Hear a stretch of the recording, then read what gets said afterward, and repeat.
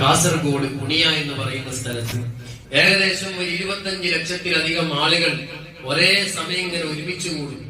ആ സമയത്ത് മഹാനായ സയ്യിദുൽ ഉലമയുടെ ഒരു പ്രാർത്ഥന ഉണ്ടാകും.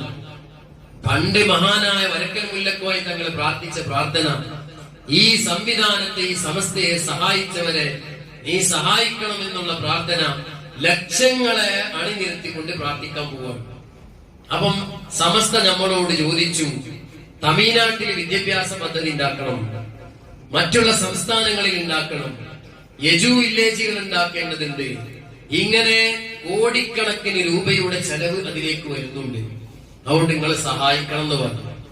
നമ്മള് ചെയ്യേണ്ടത്, ഞാൻ വിചാരിച്ചെന്താ വെച്ചാല്, എന്റെ മരിച്ചുപോയ ഉമ്മാന്റെ പേര് 100 രൂപ, ബാപ്പാന്റെ പേര് 100 രൂപ, എന്റെ ഭാര്യന്റെ ചെലവ് ഞാനാണ് നോക്കണേ, ഭാര്യന്റെ പേരിൽ 100 രൂപ, ഇന്റെ പേരിൽ 100 രൂപ.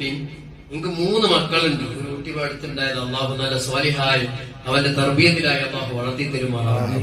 2 പെൺകുട്ടികൾ, 1 ആൺകുട്ടി. അപ്പൊ മൊത്തം ഇവിടെ 8 ഇല്ലേ? ഇല്ലല്ലോ, 8 ആൾ. ഈ 8 ആളെ പേരിലും 100 ചൊട്ടി തീർക്കാനാണ് ഞാൻ വിചാരിച്ചത്. ഇനി നിങ്ങളെങ്ങനെ നിങ്ങൾക്ക് ഇഷ്ടമുള്ള രൂപത്തിൽ വിചാരിക്കുക, ഇത് വെറുതാവെന്ന് വിചാരിക്കുക. നമുക്കൊക്കെ ഒരു തോന്നലുണ്ടാവും, നമ്മളെ നാട്ടുകാരുണ്ടായോണ്ട് അപ്പൊ ഇവിടെ മദ്രസ ഉണ്ടായത്, നാട്ടുകാരുണ്ടായിട്ടാണ് പള്ളി ഉണ്ടായത്.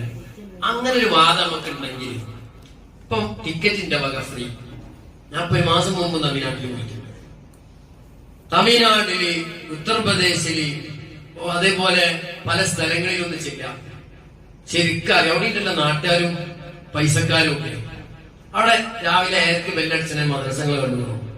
കറക്റ്റ് സിലബസിൽ ഓടുന്ന ഒരു 9 ആവുമ്പോ സലാത്തൊക്കെ ചെല്ലുന്ന ഒരു സംവിധാനം ഉണ്ടാവില്ല. അവിടെ ഇതേപോലത്തെ മഹല്ല് സംവിധാനങ്ങളിൽ, മഹല്ലിലുള്ള ഈ കൂട്ടായ ഐക്യങ്ങളിൽ ഇതൊക്കെ നിങ്ങൾ കണ്ടിട്ടുണ്ടോ? ഉണ്ടാവില്ല.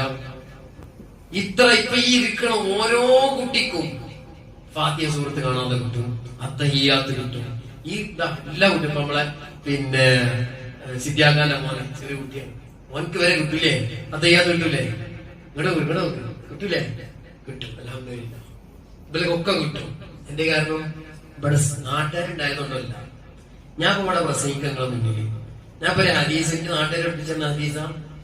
ഈ ഹദീസ് എനിക്ക് പഠിക്കാൻ കാരണം ഈ സമസ്ത ഇവിടെ ഉണ്ടായതുകൊണ്ടാണ്. ബഹുമാനപ്പെട്ട സമസ്ത കേരള ജംഇയ്യത്തുൽ ഉലമ ഈ മണ്ണിൽ പിറക്കാതെ പോയിരുന്നുവെങ്കിൽ ഈ മജ്‌ലിസൊന്നും നമ്മൾ സ്വപ്നത്തിൽ കാണൂല.